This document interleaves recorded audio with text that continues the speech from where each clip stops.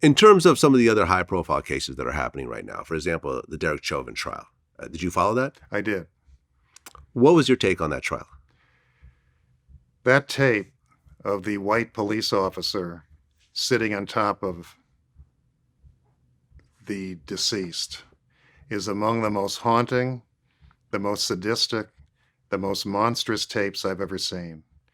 You're watching someone with power sit on top of someone with their knee in their neck who's handcuffed, who can't escape, can't move, and you're watching the life slowly snuff out of George Floyd. It was horrible. But I'll say this, as horrible as that tape was, the case was even worse than that, because you have that tape, which I think is enough. I think it's enough to prove murder. In addition, you have senior police officers testifying against Chauvin. You have a battery of expert witnesses, use of force experts, medical experts, a cardiologist, a pathologist, all showing why this was murder. I thought he should have been charged with first-degree murder. First-degree murder is premeditated murder. But in a first-degree murder case, there's a jury instruction which is that there is no amount of time required for premeditation. It can happen over a long period of time, or it can happen in an instant. And in my opinion, Chauvin had 9 minutes and 29 seconds to think about what he was doing. I thought he should have been charged with first-degree murder. Do you think that the Derek Chauvin conviction is a turning point in America in terms of police getting away with murder? Well, not getting away with murder.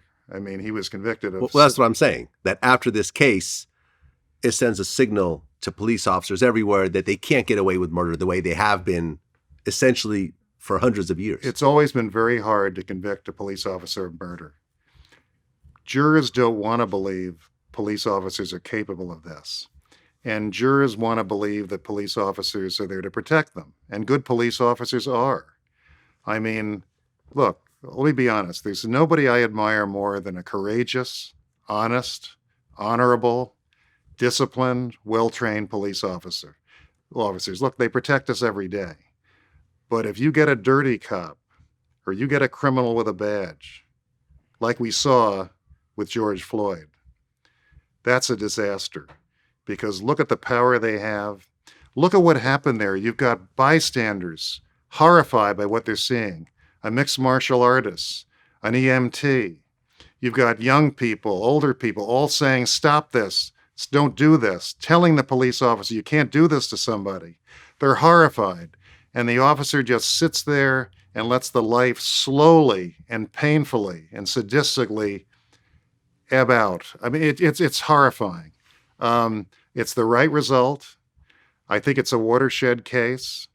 I think it's going to send shockwaves through the country. Don't be a bad cop. Don't be a dirty cop. And train these people better than we're doing. Because now police officers will testify against other police officers. It's the first time I'd seen anything quite like that. Well, on the same day that Derek Chauvin was convicted of murder in Columbus, Ohio, a police officer ended up shooting 16-year-old Ma'Khia Bryant. Did you watch that video?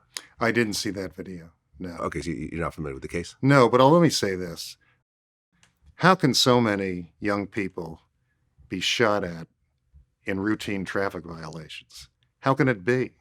Well, that wasn't a traffic violation. No, but I mean, you're seeing young black men pulled over and end up dead in routine traffic stops. Yeah.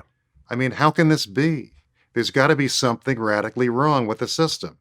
Why are young black people being shot because they don't have a tag that's up to date on their license plate, or you can't see the license plate? How can shooting someone be the option for a police officer in routine traffic stops? It just doesn't make sense to me. Something's radically wrong. I agree. Have you been following the R. Kelly case at all? I have a little bit, yes. Okay. And the R. Kelly case, there's some similarities to the Michael Jackson case, not in terms of innocence or guilt, but in terms of a documentary triggered an investigation. In Michael Jackson's case, he had a documentary now, They're Surviving R. Kelly. From your point of view, do you think R. Kelly is going to beat it, or do you think he's going to spend the rest of his life in prison?